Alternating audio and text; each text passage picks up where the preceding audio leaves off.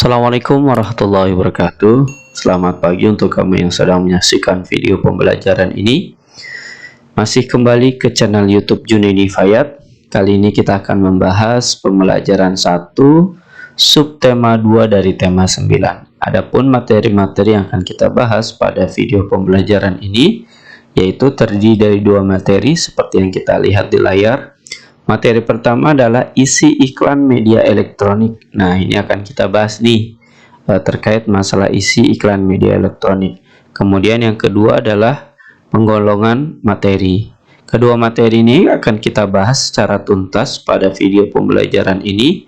Oleh karenanya untuk kamu yang sedang menyaksikan video pembelajaran ini, yuk simak dan cermati baik-baik video pembelajaran ini agar kamu mudah dalam memahami materi-materi yang akan saya jelaskan. Materi pertama adalah isi iklan media elektronik. Materi ini bersumberkan pada muatan pelajaran bahasa Indonesia dengan kompetensi dasar 3.4 dan 4.4. Iklan media elektronik. Nah, sebelum kita membahas isi iklannya, kita bahas dulu tentang iklan media elektronik.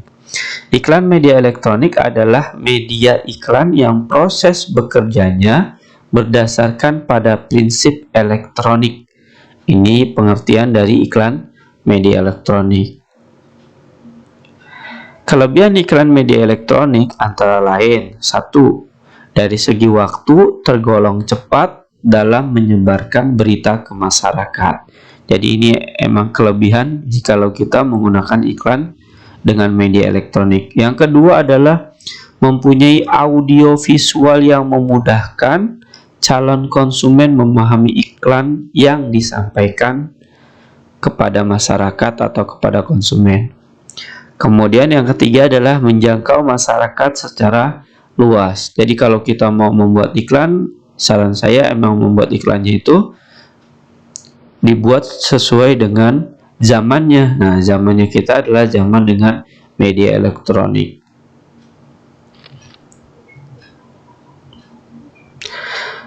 Jenis-jenis iklan media elektronik, seperti yang kita ketahui bahwa jenis-jenis iklan ini banyak ya, walaupun gak sebanyak yang lain, tapi memiliki perbedaan antara satu dengan yang lainnya. Yang pertama adalah iklan dengan media televisi atau television advertising.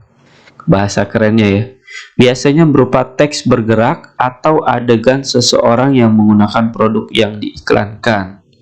Nah, iklan televisi juga ini merupakan iklan yang ditayangkan melalui televisi, kemudian juga menampilkan visualisasi yang sangat menarik karena merupakan kombinasi dari suara, gambar, dan gerak.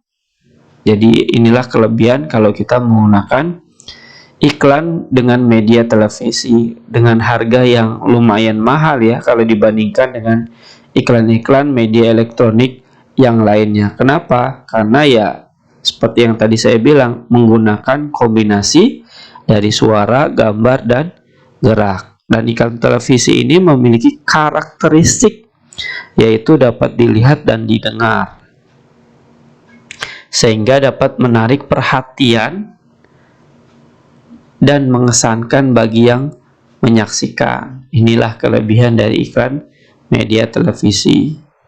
Kemudian yang kedua kita lanjutkan adalah iklan dengan media radio.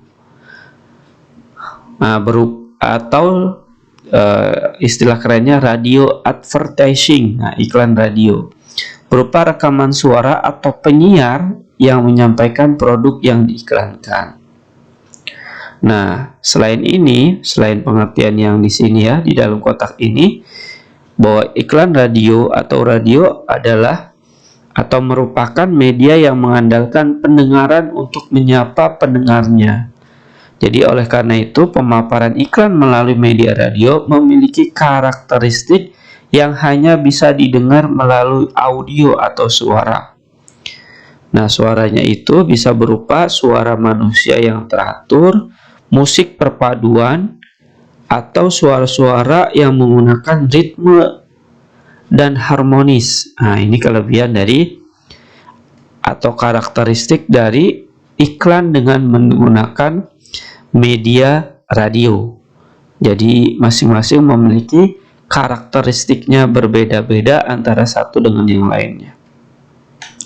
Lanjut ke nomor 3, jenis iklannya adalah iklan dengan media internet atau online advertising. Biasanya berupa teks bergerak atau adegan seseorang yang menggunakan produk yang diiklankan. Iklan dengan internet disebut juga iklan online. Jadi kalau ditanya iklan online, ya iklan internet. Iklan ini dipromosikan melalui jaringan internet, dan biasanya produk-produk yang diiklankan melalui internet ditawarkan menggunakan toko online, ya. Toko online yang di dalamnya berisi iklan menawarkan produk dan jasa. Kelebihan dan kekurangannya masing-masing memiliki kelebihan dan kekurangan, ya, antara media televisi, media radio, dan media internet. Nah, ini adalah 3 jenis media elektronik. Dan satu lagi, kalau kita perhatikan jenis iklan yang terakhir adalah iklan dengan media papan reklame elektronik. Biasanya ada di persimpangan lampu lalu lintas atau pusat perbelanjaan. Jadi kalau kita jalan-jalan kemana-mana, pergi, ya, menggunakan kendaraan baik roda 2 maupun roda 4, di samping kanan kiri jalanan itu biasanya ada papan reklame. Baik itu papan reklame yang biasa yang hanya menggunakan gambar atau tulisan. Nah, ada juga yang menggunakan elektronik berupa layar besar, ya. Dan ini adalah kelebihan kalau kita menggunakan papan reklame. Hanya saja kalau kita perhatikan, jadi yang melihat atau memperhatikan papan reklame elektronik ini hanya orang-orang yang melintasi jalanan itu saja. Inilah 4 jenis media elektronik yang sering kita temui atau pernah kita temui, ya, di kehidupan sehari-hari, baik itu dengan televisi, radio, internet, maupun papan reklame. Jadi mudah-mudahan kamu bisa membedakan antara jenis iklan yang satu dengan yang lainnya, dan dapat juga, ya, menyebutkan macam-macam jenis dari iklan yang ada. Kita lanjutkan ke materi yang kedua, yaitu penggolongan materi. Nah, penggolongan materi ini adalah materi yang bersumber pada muatan pelajaran ilmu pengetahuan alam dengan kompetensi dasar 3.9 dan 4.9. Nah, materi ini kalau kita perhatikan sebenarnya sudah sedikit kita bahas di materi-materi sebelumnya. Materi merupakan segala sesuatu yang menempati ruang dan mempunyai massa. Berdasarkan komponen penyusunnya, materi dibedakan menjadi zat tunggal dan zat campuran. Nah, sebelum-sebelumnya nih kita sudah bahas nih apa itu zat tunggal dan zat campuran. Yang pertama adalah zat tunggal. Zat tunggal atau zat murni adalah zat yang komponen penyusunnya hanya satu zat atau materi. Bentuknya berupa unsur dan senyawa. Jadi bisa bentuknya berupa unsur atau senyawa. Ini adalah pengertian kalau kita ditanya atau ada soal yang berkaitan dengan zat tunggal. Nah, karena dia bentuknya unsur dan senyawa, masing-masing memiliki perbedaan, ya, dari pengertian dan juga contoh-contohnya. Unsur adalah zat tunggal yang tidak dapat diuraikan lagi. Unsur dibedakan menjadi unsur logam dan non-logam. Contohnya perak, besi. Nah, ini adalah contoh unsur logam. Kemudian kalau non-logam, ya nitrogen dan oksigen. Ini adalah merupakan contoh yang saya sebutkan dari unsur. Kemudian kalau senyawa, ya, senyawa adalah zat tunggal yang terbentuk dari beberapa unsur.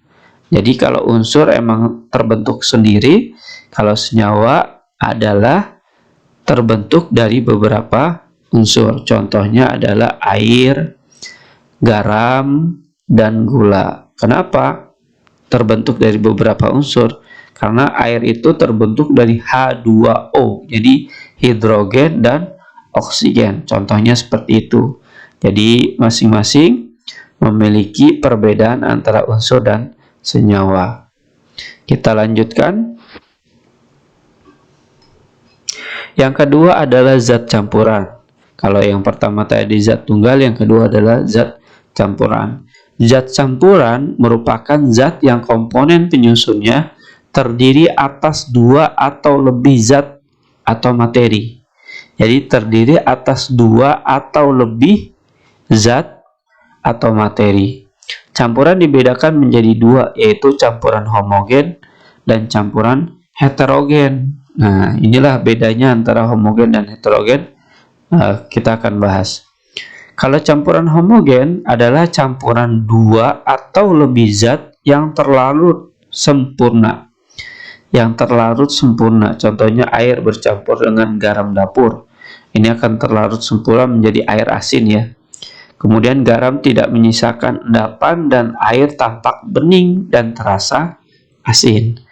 Nah, ini contoh campuran homogen yang sifat zatnya terlarut sempurna. Kemudian kalau satu lagi ya, heterogen adalah campuran dua atau lebih zat yang tidak terlarut sempurna. Jadi membedakan antara homogen dengan heterogen. Kalau homogen terlarut sempurna, kalau heterogen tidak terlarut sempurna. Contohnya adalah air bercampur pasir. Pasir yang dicampur akan mengendap pada bagian dasar wadah.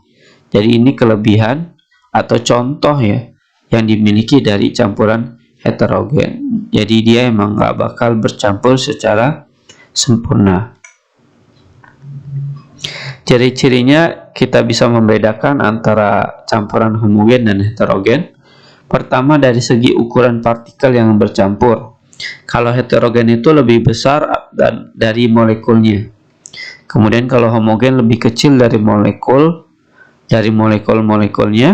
Kemudian pencampuran partikelnya yang heterogen tidak merata, kalau homogen merata ya.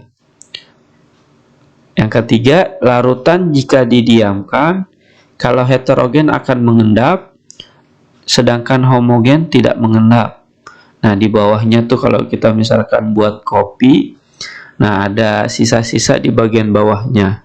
Nah, kalau ada sisa di bagian bawahnya itu berarti mengendap. Kemudian sifatnya tembus cahaya atau tidak, kalau heterogen tidak, karena keruh. Karena airnya keruh, kotor, maka dia tidak tembus cahaya. Sedangkan homogen karena dia bercampur dengan sempurna, maka sifatnya adalah tembus cahaya. Nah, karena apa? Karena bening, karena dia larut sempurna dan tetap bening, maka dia tembus cahaya. Inilah macam-macam atau contoh dari campuran homogen, heterogen berikut dengan ciri-cirinya. Mudah-mudahan dari sini kamu bisa membedakan antara zat tunggal, dan zat campuran. Berikut dengan ciri-cirinya baik heterogen dan homogen.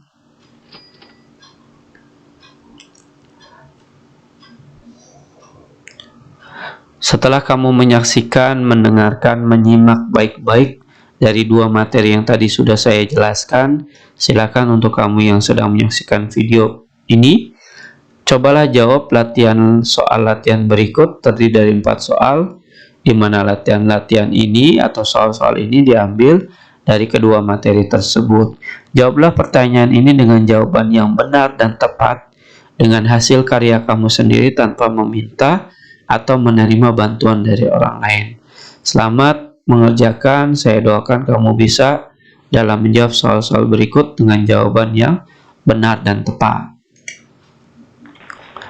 Terima kasih telah menyaksikan video pembelajaran ini dengan baik.